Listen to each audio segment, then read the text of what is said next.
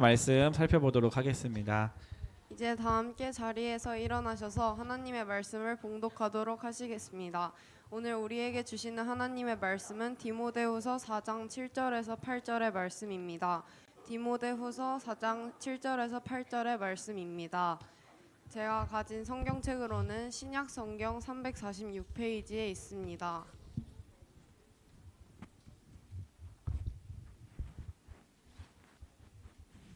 다 찾으셨으면 성경책을 가슴에 품고 다 함께 선포하도록 하겠습니다. 분당 우리 중등부 우리들의 고백. 성경은 하나님의 말씀입니다. 하나님께서는 성경을 통해 말씀하십니다. 하나님의 말씀은 살아 있습니다. 하나님의 말씀은 능력이 있습니다. 하나님의 말씀은 영원합니다. 그래서 우리는 성경을 사랑합니다. 아멘.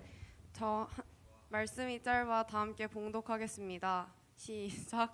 나는 선한 싸움을 싸우고 나의 달려갈 길을 마치고 믿음을 지켰으니 이제 후로는 나를 위하여 의의 면류관이 예비되었으므로 주 곧 의로우신 재판장이 그날에 내게 주실 것이며 내게만 아니라 주의 나타나심을 사모하는 모든 자에게 도니라. 아멘. 자리에 앉으시겠습니다. 이 시간에는 허연 목사님께서 나의 금메달이라는 제목으로 말씀을 전해주시겠습니다. 네, 반갑습니다, 여러분. 네, 2022년 항저우 아시안 게임, 항저우 아시안 게임이 진행 중에 있습니다. 원래 2022년에 이루어졌어야 되는데 개최됐어야 되는데 이 중국의 코로나 유행으로 인해서 1년 연기되어서 2023년인 9월인 지금 이제 2022년 항저우 아시안 게임이 진행되고 있는 거죠. 10월 8일 날 이제 폐막을 한다고 하니까 딱 일주일 정도 남았습니다. 우리 시험 끝난 친구들은 우리 아시안 게임 경기들이나 이런 것들을 좀 챙겨서 보면 더 좋겠다는 생각이 드는데요. 현재 우리 대한민국이 몇인지 알아요? 몇 위예요? 2위 아니잖아요. 3위잖아요. 2위였다가 일본에게 지금 빼앗겼습니다. 2위를. 그래서 3위입니다. 3위. 그래서 1위는 중국 금메달 금메달 107개. 여러분들 하도 탕후루를 많이 먹어서 중국이 지금 응원을 받아서 자 금메달 107개로 압도적인 1위고요. 2위는 일본 금메달 28개 28개로요. 2위가 됐고요. 이제 어제 기준입니다. 그리고 3위는 대한민국. 일본이랑 금메달 차이가 1개 차이예요. 1개 차이. 금메달 27개로 총 메달 수는 106개로 대한민국이 더 많은데 금메달만 기억하는 아주 행복한 아시안 게임, 네 올림픽이죠, 네 아시안 게임이죠. 그래서 1개가 금메달이 모자라가지고 저희가 3위인데요. 곧 우리 또 이제 탁구에서 유빈이도 좀 활약하고 있고 하니까 곧 2위를 쟁탈할 수 있지 않을까 이런 기대를 하게 됩니다. 아시안 게임이 처음으로 이제 언제 개최가 되었냐면 1951년이에요. 1951년 이제 인도에서부터 아시안 게임이 열렸고 이번이 19번째 아시안 게임인데 우리나라는 언제부터 참여했냐? 이 51년에 1회 아시안 게임만 참여하지 못하고 광복 직후에 정신이 없어서 아시안 게임에 참여하지 못하고 이번 대회까지 18번째 참여하고 있습니다. 자, 대한민국의 역대 종합 순위 성적은 어떻게 될지 목사님도 설교 준비하면서 한번 조사를 해봤는데요. 첫 2회 대회 때 3위, 3회 대회 때 3위, 그 다음에 6위, 2위, 4위, 5위, 2위, 3위, 2, 3위. 네, 3위. 네, 그렇게 직전 대회는 3위, 그 대회까지는 쭉 연속으로 2위 하다가요. 네, 직전 대회까지는 3위. 네, 올해는 목사님 생각하기에는 2위를 할 수 있을 것 같습니다. 2위.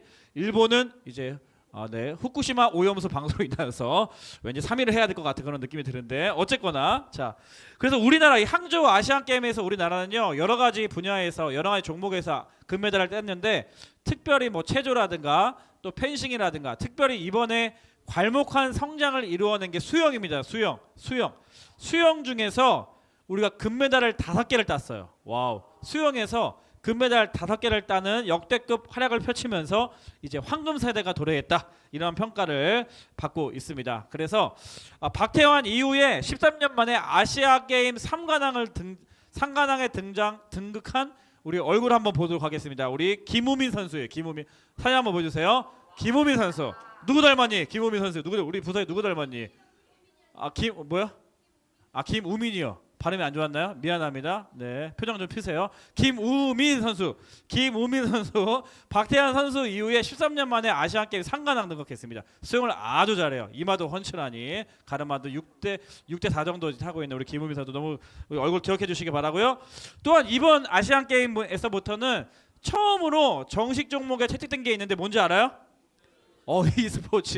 e스포츠가 드디어 이제 아시안 게임의 정식 종목에 채택되어져서 안 그래도 게임만 하고 부모님이랑 싸움하고 있는 친구들 많은데 이 아시안 게임에 들켜서 엄마 나 게임할 때 게임 공부 안 하고 게임할 거예요. 너 게임해서 모델래 금메달 딸 거예요. 이런 친구들이 많이 생길까봐 걱정이 되긴 하지만 e스포츠가 정식 종목으로 채택되었는데 우리나라는 여기 또 게임 강국 아니겠습니까? 그래서 피파 종목에서 동메달을 땄고요. 그다음에 여러분들은 많이 안 할 텐데 또 하지 말아야 되는 금기 게임 중에 하나가 롤인데요. 롤 단체전에서 우리나라가 금메달을 땄습니다. 금메달. 역시 게임 중독자를 많이 배출하는 나라답게. 농담 이렇게 하면 또 요즘 이렇게 하면 말하면 안 되죠. 예, 게임 강국답게 롤에서 단체전에서 금메달을 따냈고요. 또 여러분 스트리트 파이터 잘 모르죠? 어떻게 하니 스트리트 파이터? 목사님은 또 류를 좋아해요. 류겟 아따따 부겟 이거 모르죠? 네, 모르죠.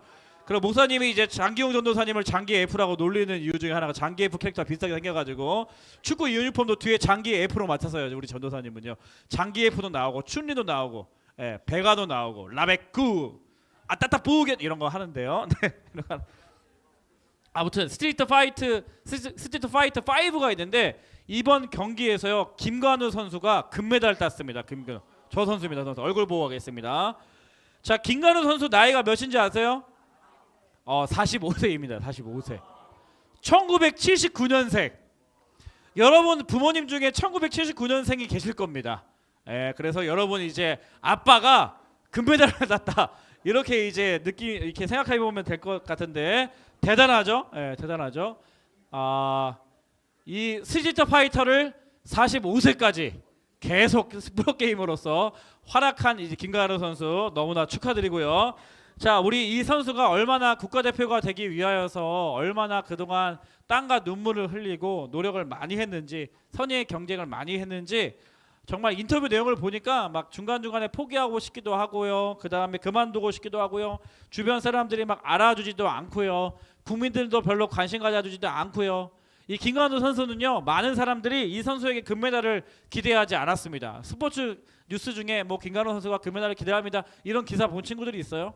잘하면 동메달이다 이런 예상을 했던 선수였는데 결국 금메달을 따내면서 인터뷰 도중에 눈물을 흘리는 모습을 통해서 그동안 정말 고생을 많이 했구나. 정말 이제까지 정말 눈물과 땀을 많이 흘렸구나 이런 생각을 해보게 되었습니다. 아시안 게임 보면서 또 금메달뿐만 아니라 은메달, 뭐 동메달 혹은 메달을 따지 못하고 선의의 경쟁을 향해서 열심히 달려가는 우리 국가대표 친구들을 보면서 이런 생각을 하게 되었습니다. 하나님의 자녀가 된 우리들은요 이러한 국가대표 선수들을 보면서 한 가지 사실을 기억해야 하는데 우리의 인생도 가야 할 길이 있다. 달려갈 길이 있다. 다시 말하면 마침내 도달해야 하는 결승점이 있다라는 사실입니다. 우리의 인생도 마침내 도달해야 하는 결승점이 있다라는 사실입니다. 오늘 성경 본문 6절 말씀에 보면 전제와 같이 내가 벌써 부어지고 나의 떠날 시각이 가까워도다 사도 바울이 이렇게 고백을 하거든요.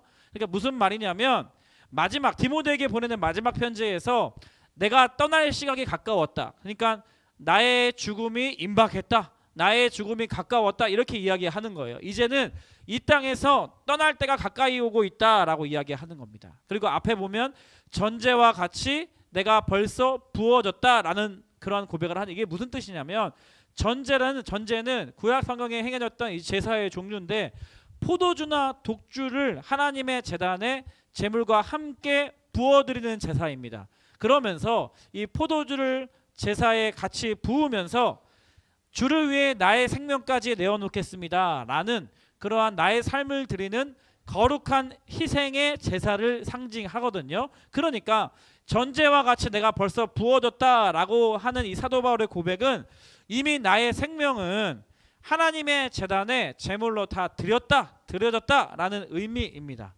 마치 예수 그리스도께서 십자가에서 보혈을 흘리신 것처럼 나도 주님의 길을 끝까지 따르겠다. 나의 생명을 주님을 위해서 드리겠다라고 지금 고백하고 있는 거예요. 그러니까 이제는 바울이 고백하는 이 고백은 무슨 뜻이냐면 내 인생이 결승점에 도달했다. 나의 삶을 하나님께 드렸는데 이제는 그 끝이 도래했다라는 것을 이야기하고 있습니다.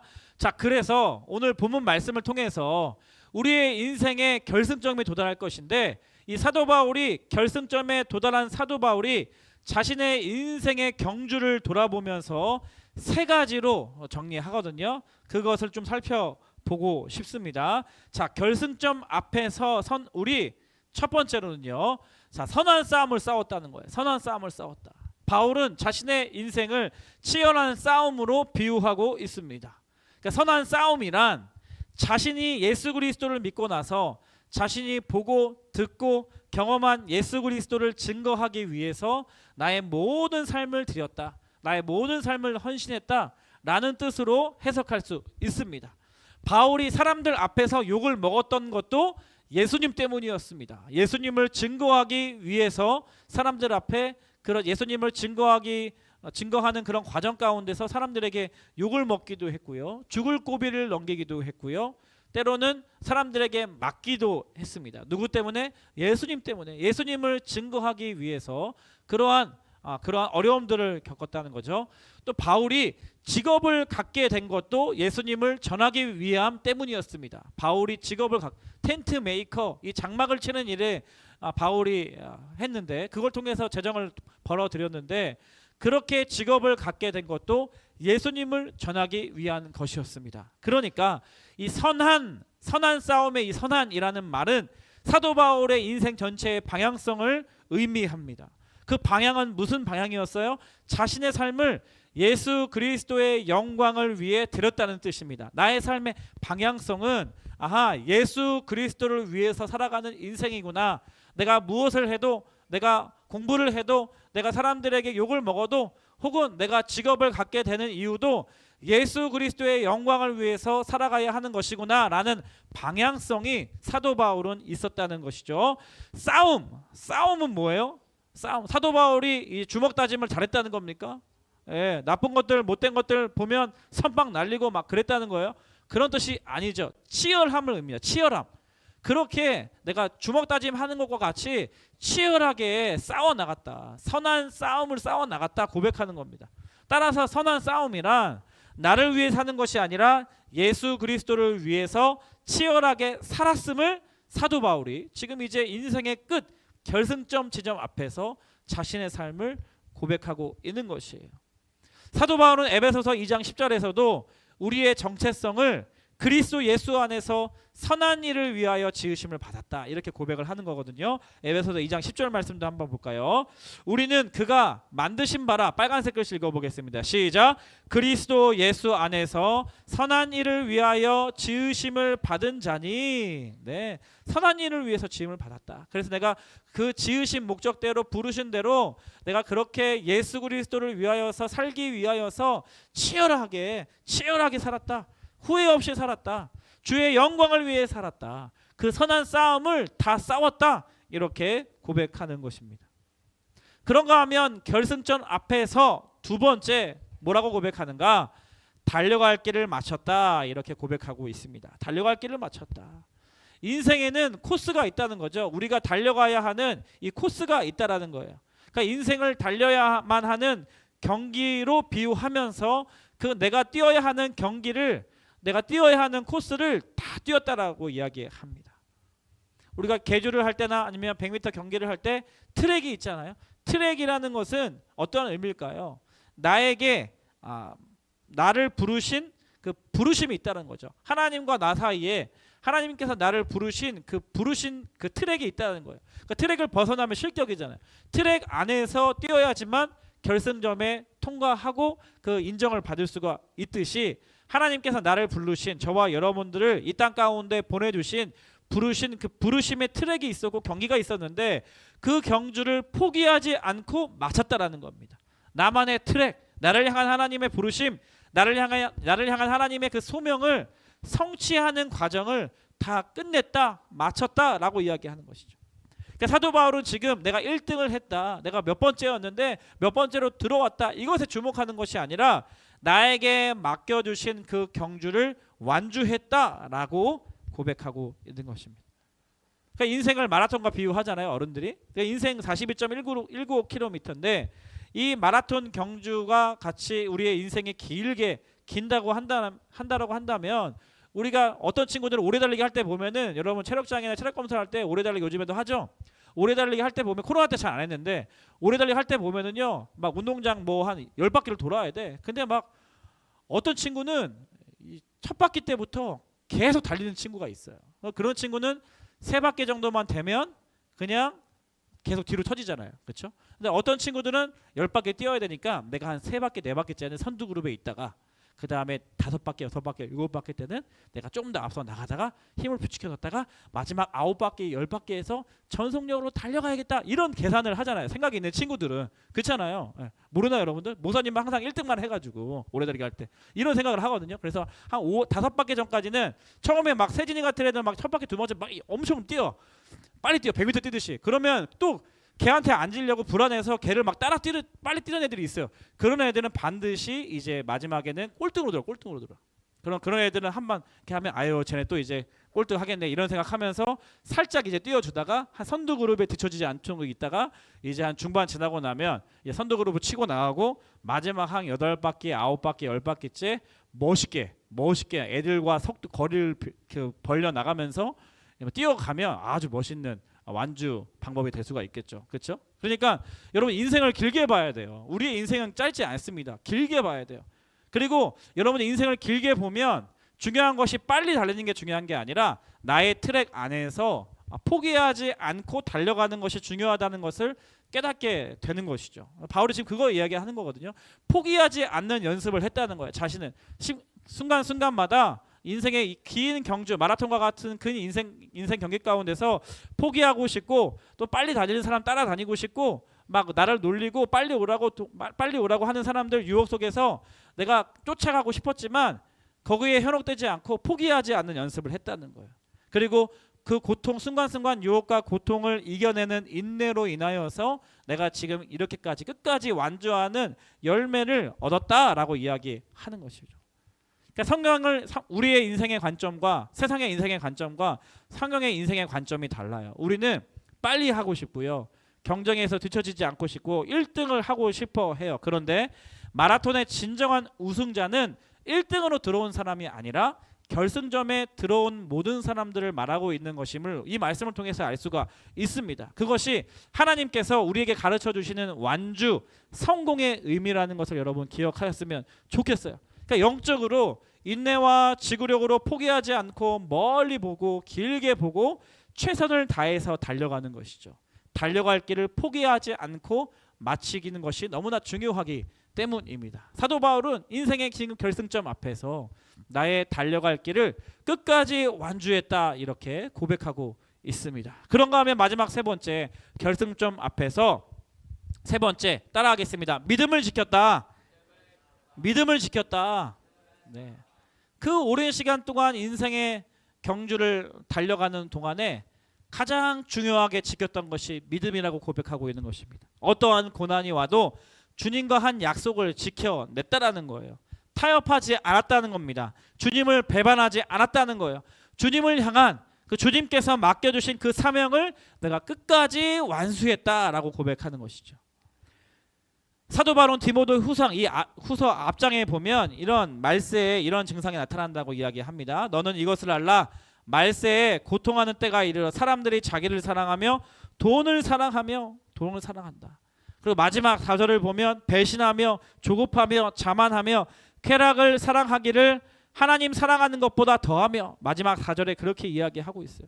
쾌락을 사랑하는 것을 하나님 사랑하는 것보다 더 사랑한다. 다시 말하면 배신 때렸다는 거죠. 믿음 지키지 않고 주님 사랑하는 것보다 세상 향락 유혹에 빠져 세상을 더 사랑하고 세상을 더 따라가고 돈을 사랑하는 사람들이 그렇게 마지막 때에 많이 생겨난다는 것을 이야기하고 있습니다. 그런가 하면 디모데 전서 6장에서는 이렇게 이야기합니다. 돈을 사랑함이 일만하게 뿌리가 되나니 이것을 탐내는 자들은 미혹을 받아 믿음에서 떠나 많은 근심으로서 자기를 찔렀도다.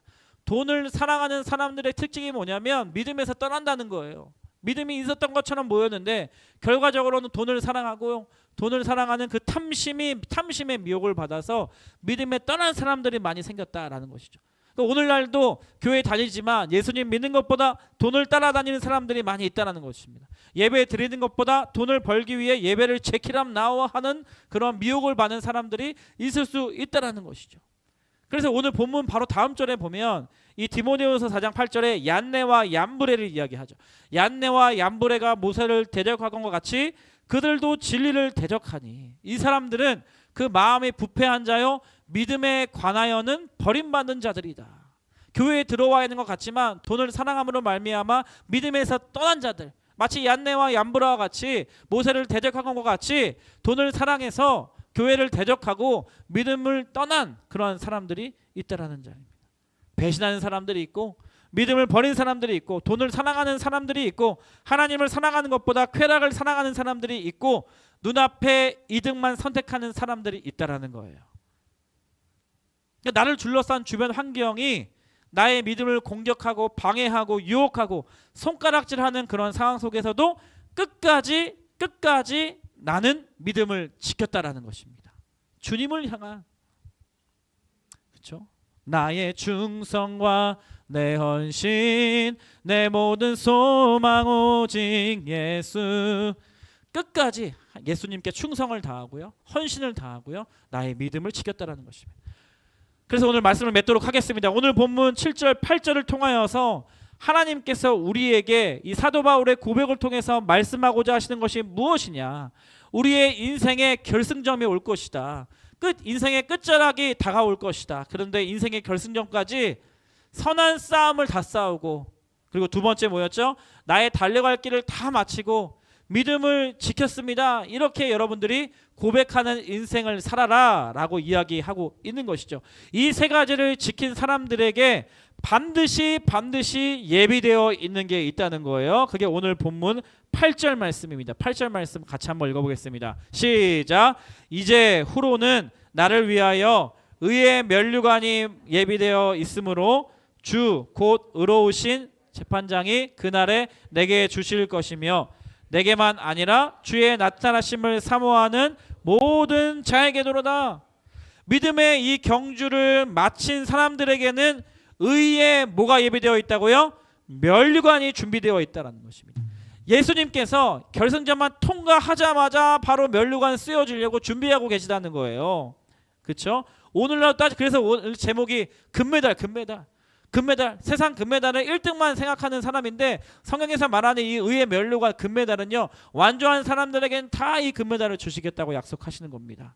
면류관이라고 번역한 스테파노스는 이 유대인들이 당시 나무나 꽃으로 엮어서 절기나 결혼식 때 머리에 쓰고 기쁨과 명예를 나타나는 것을 말하는 거죠.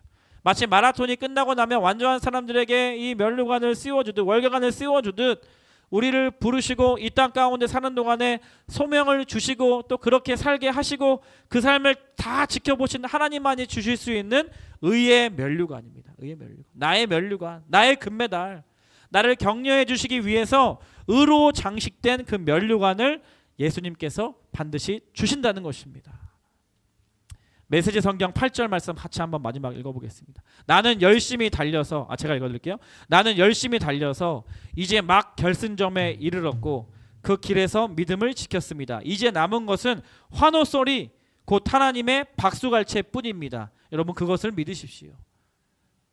믿음의 선한 싸움을 다 싸우고 달려갈 길을 다 완주하고 믿음을 지켜낸 사람들에게는요, 예수님께서 환호성을, 박수소리를, 박수갈채를, 믿음의 동역자들과 함께 박수갈채를 쳐주시면서 의의 면류관을 씌워주신다는 거예요.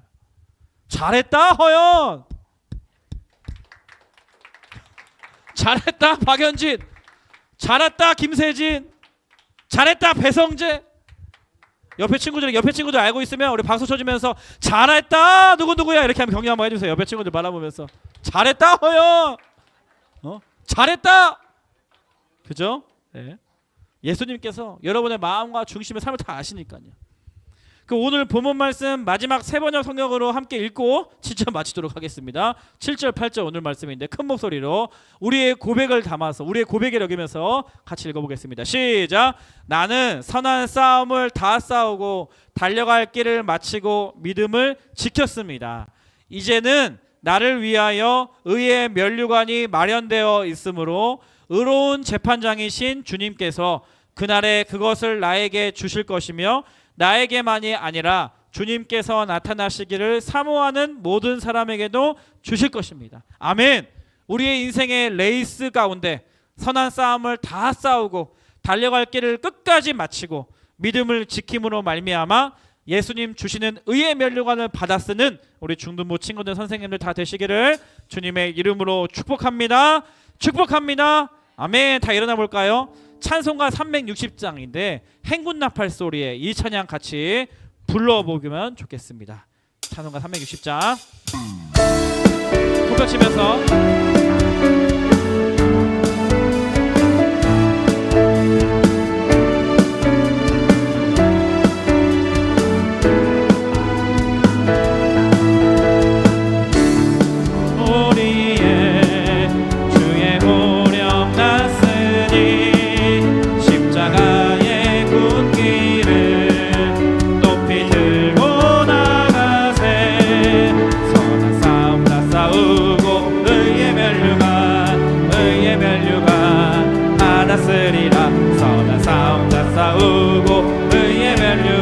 예루살렘 성에서 면류관 받으니 저 요단강 건너 우리 싸움 마치는 날 의의 면류관 예루살렘 2절로 고백합니다. 악한 마귀 권세를 모두 깨쳐버리고 승리하신 주님과 승전가를 부르세 선한 싸움 다 싸우고 의의 면류관 받았으리라 선한 싸움 다 싸우고 의의 면류관 예루살렘 면류관 받으리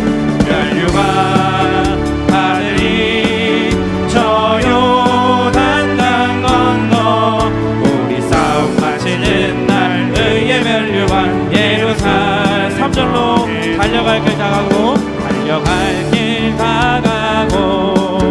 싸움 모두 마친 후 주와 함께 기쁨을 용사들 나누리세 선한 싸움 다 싸우고 의의 면류관 받았으리라 선한 싸움 다 싸우고 의의 면류관 예루살렘 면류관 받으리 저 요단강 건너 우리 싸움 마치는 날 의의 면류관 받으리 한 번 더 고백합니다.